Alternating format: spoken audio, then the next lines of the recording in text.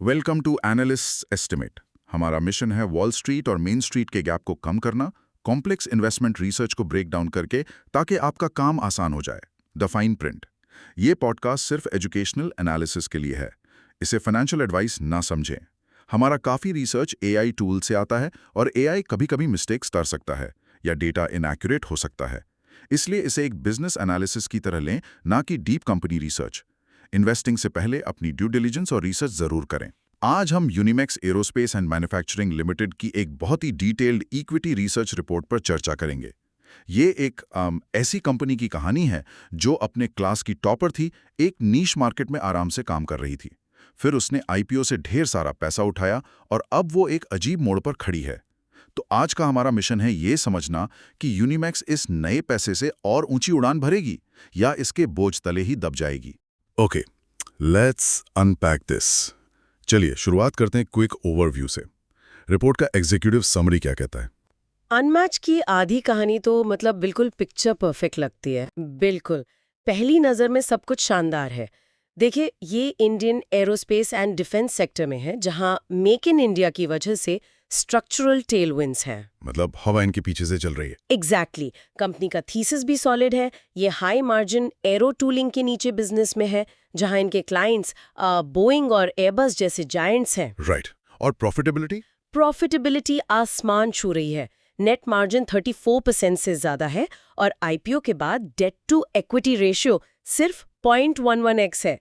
Balance sheet पर मतलब ढेर सारा कैश पड़ा है। तो फिर दिक्कत कहाँ है? ये तो एक परफेक्ट इन्वेस्टमेंट केस लग रहा है। वहीं तो दिक्कत शुरू होती है जब आप इस चमक के पीछे देखते हैं। इस कहानी का जो दूसरा हिस्सा है वो ग्रोइंग पेन्स का है। Growing pains? हाँ, इतना सारा नया पैसा आने से कंपनी की एफिशिएंसी बुरी तरह से गिरी है। कैपिटल इनएफिशिएंसी एक बड़ा मुद्दा बन गई है। अच्छा। और सबसे बड़ी चिंता का विषय है इनका डेट सर्विस कवरेज रेशो, यानी डीएससीआर। डीएससीआर? वो सिर्फ 0.20x है। वेट, 0.2? ये थोड़ा अजीब है। एक तरफ आप कह रही हैं कि कंपनी का नेट मार्जिन 34% है, जो कि शानदार है। हाँ, और दूसरी तरफ आप कह रही हैं कि डीएससीआर सिर्फ 0.20x है, जो कि मतलब खतरनाक लग रहा है। ये दोनों चीजें एक साथ कैसे सच हो सकती हैं? बहुत अच्छा सवाल है। कंपनी इतना पैसा कमा नहीं रही है और अपने रेगुलर बिजनेस से लोन चुकाने की हालत में भी नहीं है। एग्जैक्टली। और यही इस कंपनी की कहानी का सबसे अहम हिस्सा है। प्रॉफिटेबिलिटी ऑन पेपर है, पर कैश बिजनेस में फंस गया है। अच्छा। डीएससीआर को आसान भाषा में समझिए। अगर आपकी महीने की ईएमआई 1 लाख रुपए है, तो आपकी सैलरी से सिर्फ 20,000 रुपए आ रहे हैं। ओके। बाकी का पैसा आपको अपने सेविंग्स अकाउंट से, यानी यूनिमैक के केस में आईपीओ से मिले कैश से निकालना पड़ रहा है। ये सस्टेनेबल नहीं है। बिल्कुल नहीं। और इसके ऊपर वैल्यूएशन आसमान पर है। टीटीएम पीई रेशियो 59 से 65x है। मार्केट इन सब चैलेंजेस को नजरअंदाज करके फ्यूचर पर एक बड़ा बेट लगा रहा है। तो ये साफ है कि यूनिमैक एक हाई ग्रोथ, हाई रिस्क वाले ट्रांजिशन फेज में है। चलिए इस इंडस्ट्री को थोड़ा और बेहतर समझते हैं। ये एरोस्पेस एंड डिफेंस सेक्टर इतना आकर्षक क्यों है? इसके पीछे 4 बड़े डिमांड ड्राइवर्स हैं। पहला, इंडिजिनाइजेशन। सरकार ने कह दिया है कि डिफेंस मॉडर्नाइजेशन बजट का 75% सामान देश में ही बनेगा। Right, make in India. हाँ। दूसरा है ग्लोबल सप्लाई चेन शिफ्ट। पहले जो काम चाइना में होता था, अब ग्लोबल कंपनीज जैसे बोइंग और एयरबस इंडिया में पार्टनर्स ढूंढ रहे हैं। ये तो एक बहुत बड़ी अपॉर्चुनिटी है। बहुत बड़ी। तीसरा, कमर्शियल एरोस्पेस में जबरदस्त बूम है। एयरलाइंस ने इतने एयरक्राफ्ट ऑर्डर किए हैं कि कंपनीज के पास सालों का बैकलॉग है। अच्छा। और चौथा, एक नया दरवाजा खुल रहा है, न्यूक्लियर सेक्टर। इंडिया में 11 नए रिएक्टर्स प्लान हो रहे हैं, जिसके लिए हाई प्रिसिशन कंपोनेंट्स की जरूरत पड़ेगी। तो इस सुनहरे मैदान में कंपटीशन कैसा है? क्या कोई भी आकर यूनिमैक्स जैसी कंपनी शुरू कर सकता है? बिल्कुल नहीं। यहाँ पोर्टर्स 5 फोर्सेस एनालिसिस बहुत इंटरेस्टिंग चीज बताता है। इस इंडस्ट्री में एंट्री बैरियर्स बहुत हाई हैं। जैसे कि? आपको स्पेशलाइज्ड नॉलेज, सालों का एक्सपीरियंस और कस्टमर्स का ट्रस्ट चाहिए, जो मिलने में मतलब सालों लग जाते हैं। लेकिन इसका दूसरा पहलू यह है कि जो गिने चुने बायर्स हैं, बोइंग और एयरबस, उनकी बार्गेनिंग पावर बहुत हाई है। वो टर्म्स डिक्टेट करते हैं। हाँ, वो आपको कभी भी निचोड़ सकते हैं। अगर हम इंडस्ट्री रेशियो स्टेबल देखें तो यूनिमैक्स अपने पेयर्स के मुकाबले कहाँ खड़ी है? देखिए, साइज में तो ये काफी छोटी है। इसका रेवेन्यू है 242.93 करोड़। हाँ, डायनामेटिक जैसी कंपनी से तो काफी कम है। काफी कम। लेकिन जहां यूनिमैक सबको मात देती है वो है प्रॉफिटेबिलिटी। यूनिमैक का ग्रॉस मार्जिन देखिए 69.37%। 69%, वाओ। और नेट मार्जिन 34.35% है। मतलब इंडस्ट्री में सबसे बेहतरीन है ये फिगर्स। इससे साफ पता चलता है कि ये अपने काम में एक्सपर्ट हैं और ऐसी चीजें बनाते हैं जिसके लिए कस्टमर प्रीमियम प्राइस देने को तैयार हैं। बिल्कुल। तो ये साफ है कि यूनिमैक्स अपने साइज के हिसाब से इंडस्ट्री में सबसे ज्यादा मुनाफा कमा रही है। आखिर इनके बिजनेस मॉडल में ऐसा क्या जादू है? चलिए इसकी गहराई में उतरते हैं। इनका जादू इनके कंपेटिटिव मोट यानी उनकी सुरक्षा खाई में है। इसके 3-4 मुख्य स्तंभ हैं। ओके। पहला, जैसे हमने डिस्कस किया, हाई एंट्री बैरियर्स। दूसरा है इनका recurring revenue model. Recurring revenue कैसे? ये जो MRO यानी maintenance, repair and overhaul tools बनाते हैं, उनकी लाइफ 2 से 5 साल होती है। अच्छा। इसका मतलब है कि हर कुछ सालों में इनके कस्टमर्स को नए टूल्स खरीदने पड़ते हैं, जिससे एक प्रिडिक्टेबल रेवेन्यू स्ट्रीम बना रहता है। इंटरेस्टिंग। और इनके कस्टमर्स बोइंग के ग्रीन चैनल पार्टनर होने का क्या मतलब है? इसका मतलब है कि बोइंग यूनिमैक पर इतना भरोसा करता है कि इनके बनाए पार्ट्स को बिना किसी क्वालिटी चेक के सीधे अपनी असेंबली लाइन पर भेज देता है। ये तो आम बात नहीं है। बिल्कुल नहीं। ये रिश्ता बनाने में सालों की मेहनत और ट्रस्ट लगता है। यही इनका तीसरा मोट है, उनका ब्लू चिप कस्टमर बेस। लेकिन मैं इससे थोड़ा अलग नजरिए से भी देखती हूँ। ये एक ताकत भी है और एक कमजोरी भी। कमजोरी कैसे? देखिए, जब आपका 89% रेवेन्यू एक्सपोर्ट से आता है और आपके ज्यादातर कस्टमर सिर्फ 2-3 बड़ी कंपनीज हैं, तो कस्टमर कंसंट्रेशन बहुत हाई हो जाती है। एग्जैक्टली। अगर कल को बोइंग या एयरबस ने अपनी स्ट्रैटेजी बदली या US गवर्नमेंट ने टैरिफ्स बढ़ा दिए, तो यूनिमैक्स पर सीधा असर पड़ेगा। जैसा कि हमने Q2 FY26 में देखा भी। हाँ, जब US टैरिफ की अनसर्टेनिटी के कारण रेवेन्यू ग्रोथ सिर्फ 1% रह गई थी, तो ये एक डबल एज्ड स्वॉर्ड है। ये एक इम्पॉर्टेंट पॉइंट है। तो अब हम समझ गए हैं कि इंडस्ट्री अच्छी है और बिजनेस मॉडल भी सॉलिड है, पर कुछ रिस्क्स के साथ। अब देखते हैं कि इनका फाइनेंशियल ट्रैक रिकॉर्ड इस कहानी से मेल खाता है या नहीं। इनकम स्टेटमेंट से शुरू करते हैं। FY25 में नंबर्स काफी इंप्रेसिव थे। रेवेन्यू 16.35% बढ़ा, ग्रॉस प्रॉफिट 22% से ज्यादा बढ़ा और नेट इनकम में तो 43.56% का उछाल आया। मार्जिन्स भी इंप्रूव हुए। सब कुछ हरा ही हरा दिख रहा है। हाँ। वेट, रुकिए। रिपोर्ट में अर्निंग्स क्वालिटी पर एक सवाल उठाया गया है।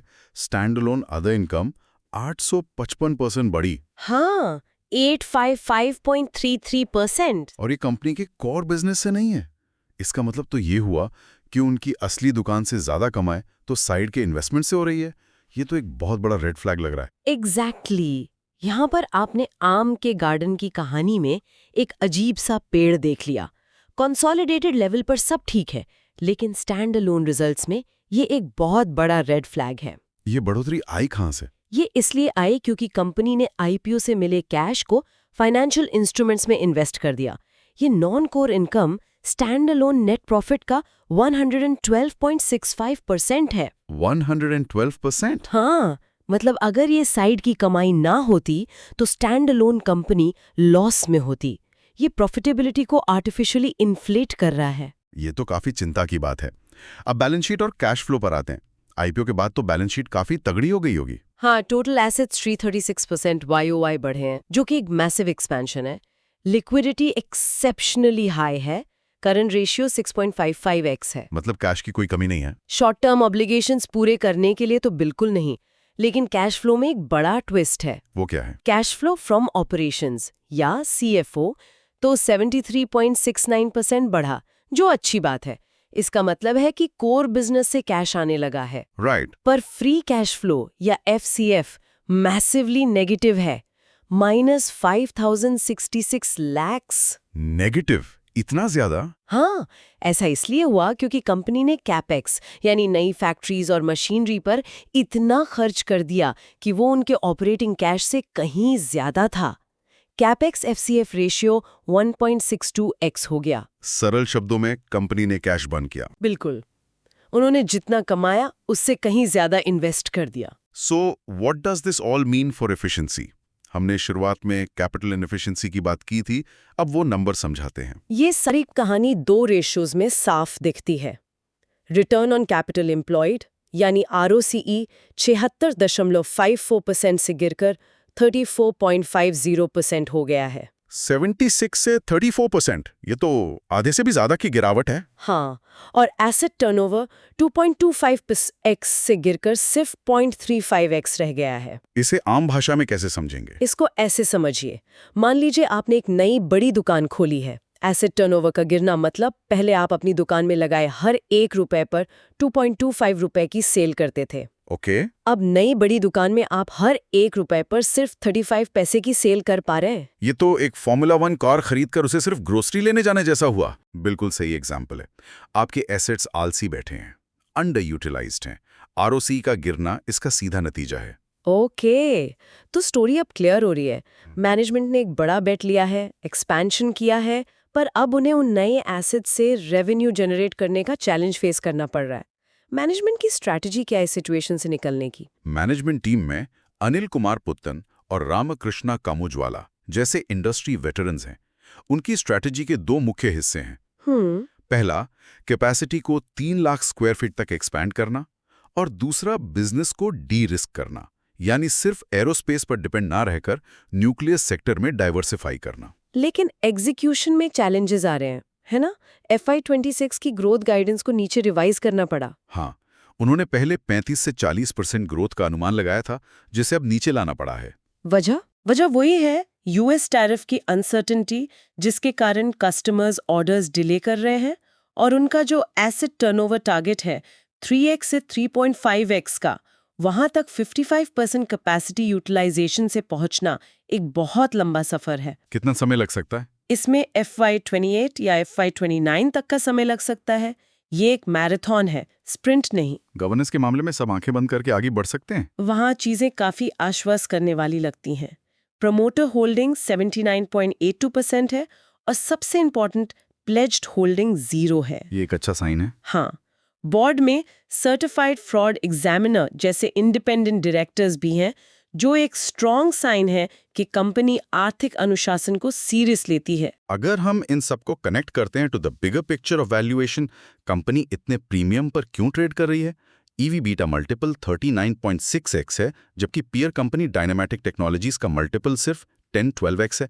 मार्केट को इसमें क्या दिख रहा है जो इन चैलेंजेस से बड़ा है? मार्केट इस कंपनी के फ्यूचर को प्राइस इन कर रहा है, प्रेजेंट को नहीं। अच्छा, मार्केट ये मानकर चल रहा है कि कंपनी अपने सारे चैलेंजेस से पार पालेगी। वो 55% कैपेसिटी यूटिलाइजेशन को 85-90% तक ले जाएंगे, न्यूक्लियर सेक्टर के बड़े ऑर्डर्स जीतेंगे, और उनके नए एसेट्स पूरी रफ्तार से काम करने लगेंगे। तो मार्केट 3-4 साल आगे की पिक्चर देख रहा है। हाँ, इसी ऑप्टिमिज्म की कीमत है ये प्रीमियम वैल्यूएशन। तो आगे के लिए वो कौन से ग्रोथ कैटलिस्ट्स हैं जिन पर सबकी नजर होनी चाहिए? रिपोर्ट में 4 मुख्य ड्राइवर्स बताए गए हैं। पहला, जैसा हमने कहा, कैपेसिटी रियलाइजेशन, यूटिलाइजेशन को 55 से 85-90% तक ले जाना। जब ये होगा तो ऑपरेटिंग लेवरेज किक इन करेगा। एग्जैक्टली, हर एक्स्ट्रा सेल पर प्रॉफिट तेजी से बढ़ेगा। दूसरा है न्यूक्लियर सेगमेंट कन्वर्जन। कंपनी ने 800+ क्रॉस की बिड्स सबमिट की हैं। 800 करोड़? हाँ, अगर इसमें से कुछ भी मिलता है तो आने वाले सालों के लिए रेवेन्यू विजिबिलिटी मिल जाएगी। और इसके अलावा M&A और US टैरिफ का सोल्यूशन? हाँ, तीसरा है स्ट्रेटेजिक M&A। कंपनी US और मिडिल ईस्ट में एक्विजिशन टारगेट्स देख रही हैं। और चौथा है FTZ एस्टैब्लिशमेंट। FTZ? ये free trade warehousing zone Q4 FY26 में ऑपरेशनल होने की उम्मीद है। इससे कंपनी अपने प्रोडक्ट्स को US टैरिफ के इम्पैक्ट से बचा पाएगी। ये एक बहुत ही इंपॉर्टेंट स्ट्रेटेजिक मूव है। तो एज एन ऑब्जर्वर किन की मैट्रिक्स पर हमें नजर रखनी चाहिए ये देखने के लिए कि कंपनी सही ट्रैक पर है या नहीं? इन की परफॉर्मेंस इंडिकेटर्स या KPIs सबसे जरूरी हैं। पहला, कैपेसिटी यूटिलाइजेशन रेट, क्या ये हर क्वार्टर बढ़ रहा है? दूसरा, असेट टर्नओवर रेशियो, क्या 0.35x से ऊपर जाना शुरू हुआ? और तीसरा, order book to bill ratio. वो अभी कितना है? अभी सिर्फ 0.43x है। इसका मतलब है कि कंपनी जितना काम पूरा कर रही है उसके मुकाबले नए ऑर्डर्स धीमे आ रहे हैं। इस रेशियो का 1x से ऊपर जाना बहुत जरूरी है। एक और इंटरेस्टिंग पॉइंट है प्रोडक्ट मिक्स के शिफ्ट का। कंपनी 29 तक 35% रेवेन्यू प्रिसीजन न्यूक्लियर सेगमेंट से लाना चाहती है, लेकिन इस सेगमेंट का ग्रॉस मार्जिन एरो टूलिंग से कम है। ये थोड़ा अजीब नहीं है? देखिए, ये वॉल्यूम और रिस्क का खेल है। न्यूक्लियर कॉन्ट्रैक्ट्स बहुत बड़े और सालों तक चलने वाले होते हैं। अच्छा, तो प्रिडिक्टेबिलिटी बढ़ जाती है। हाँ, तो भले ही मार्जिन 69% से घटकर 60-62% हो जाए, पर रेवेन्यू की प्रिडिक्टेबिलिटी और साइज इतना बड़ा है कि वो इस कमी को पूरा कर देता है। ये रिस्क कम करने की स्ट्रैटेजी है, सारे अंडे एक ही हाई मार्जिन पर वॉलेटाइल बास्केट में ना रखना। तो इस पूरी चर्चा का सार क्या है? यूनिमेक्टिव एक ऐसी कहानी है जिसके दो पहलू हैं। एक तरफ ये एक high growth policy back sector में एक मजबूत हाई प्रॉफिटेबिलिटी वाली कंपनी है, बैलेंस शीट पर कैश है और इंडस्ट्री में इसकी इज्जत है। बिल्कुल। लेकिन दूसरी तरफ कंपनी एक क्रिटिकल ट्रांजिशन फेज में है, एसेट एक्यूमुलेशन से रेवेन्यू रियलाइजेशन तक का सफर। नियर टर्म में यूएस टैरिफ जैसे एक्सटर्नल हेडविंड्स और low asset utilisation, negative free cash flow और क्वेश्चनेबल अर्निंग्स क्वालिटी जैसे इंटरनल चैलेंजेस हैं। तो सफलता इस बात पर निर्भर करेगी कि मैनेजमेंट इन चैलेंजेस से कितनी तेजी और कुशलता से निपटता है। सही कहा। ये एक ऐसी रेस है जहां फिनिश लाइन तो दिख रही है, पर रास्ते में बहुत सारी बाधाएं हैं। एग्जैक्टली। और यहाँ एक आखिरी प्रोवोकेटिव थॉट ये है, हमने 20x के DSCR की बात की, हाँ, जिसका मतलब है कि ऑपरेटिंग कैश डेट पेमेंट्स को कवर नहीं कर पा रहा। कंपनी के पास IPO से आया हुआ कैश का वॉर चेस्ट है जो उसे बचा रहा है। राइट।